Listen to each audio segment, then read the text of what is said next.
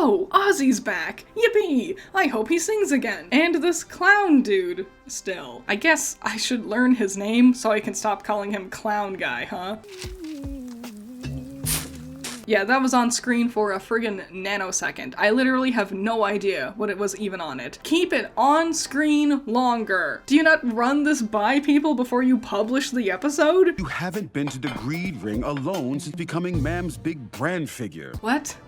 What does that mean? What is this plot point? Why are we with these characters right now? The moment I was really starting to get into the drama of Blitz and Stolas' relationship, suddenly we're distracted with these rando side characters. Blitzo's sister, who was mentioned briefly once 10 episodes ago. This random clown dude. Why? What's the point? What happened to the divorce? With Octavia's turmoil dealing with the divorce and her dad's toxic relationship. That's our plot, right? Do the people at Helva Boss know what plots are? Do they know you can't just randomly change them 17 times between episodes? Finally, a real main character shows up for the episode. A part of me thinks it's a tad contrived that Stryker and Moxie's dad are working together, and that they just so happen to be right in the right spot to instantly catch Blitz and Fizzaroli, but also, it does feel like a team-up that does make sense. Ozzy wants to keep his relationship with Fizz a secret, but also has a gigantic mural of them romantically together in his office? Ozzy.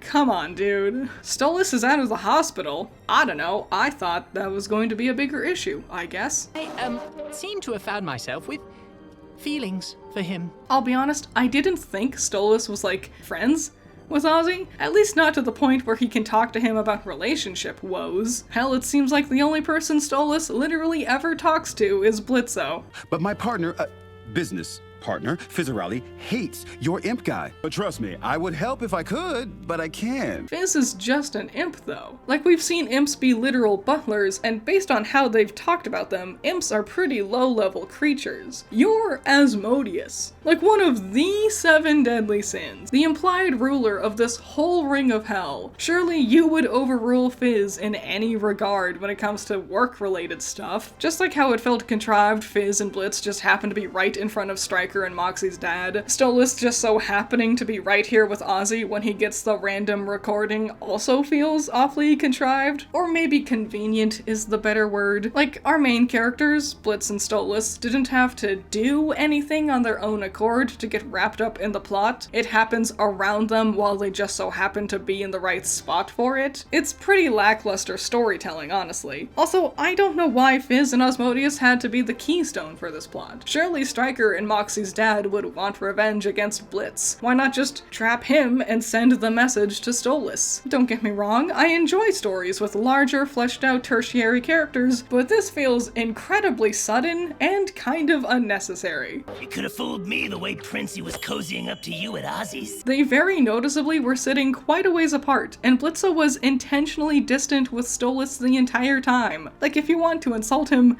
you don't need to lie about the event to do so. Sounds like you just hate him for being a prince. Royal demons don't give a shit about guys like us. They're all the fucking same.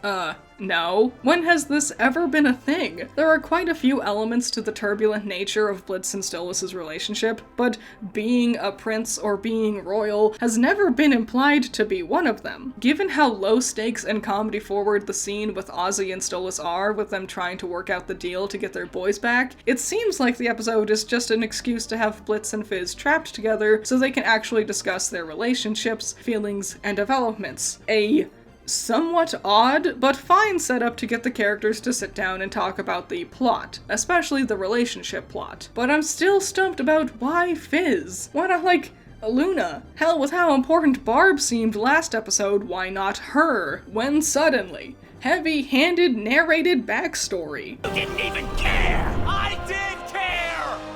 It was an accident! This is so sudden. This episode has been all over the place at a breakneck speed. Goofy romance we gotta keep secret, kidnapping, ransom, talking about trauma, emotional, traumatizing, backstory? Pick a lane. Pick one thing to focus on. Better yet, slow down. God, why not just cut out that garbage-ass episode from last time and set up these characters and conflicts more? Set up them and their relationships more. Introduce their backstory incrementally, rather than just dumping it hit on me in the middle of a literal no-stakes, goofy Rube Goldberg machine-style action sequence? You expect me to get all teary-eyed and emotional after this cartoonery? Really? Slow things down. Take your time with your story and characters. I'm assuming this is Blitz's mom. It's a shame she just looks 100% exactly like Millie. You'd think something like, I don't know, a crazy, out-of-control circus fire that killed your mom and horribly scarred you and those close to you would have come up sooner, especially after,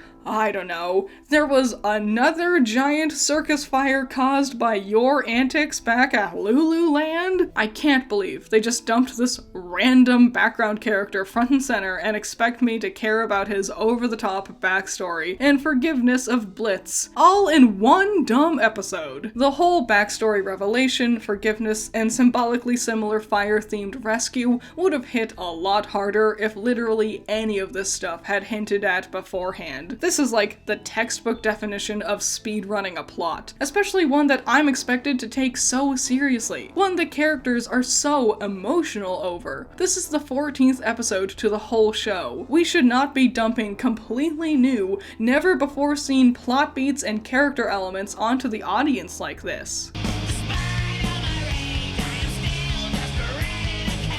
So, I'm doing daily reviews of all of the Hell of a Boss episodes. If you want to see the next episode a day early, consider becoming a patron. I hope you have fun with this series, and a huge shout out to my $10 patrons. You're all amazing. Andrew, Valhalla Knight, Chamomile, Classy Critic, Genital War Thunder, Jake, Amber, Hype Man, Isaiah, Scaring Crows, Not All That Evil, Holly, Messiah Complex, Jacob, Ben Sketchbook, Rain, Trash, Wild Pilot, Josh, Twisty, Juan, Bunkin Duncan, Hoodie Angel, Ranger, Hutmut Butt, Primaroon, Steve, Overhypen, Knight, Plague, Unspoken, Tyrene, Thanos, Pandemonium, Peter, Agiri, BR Beginner, and Shahid.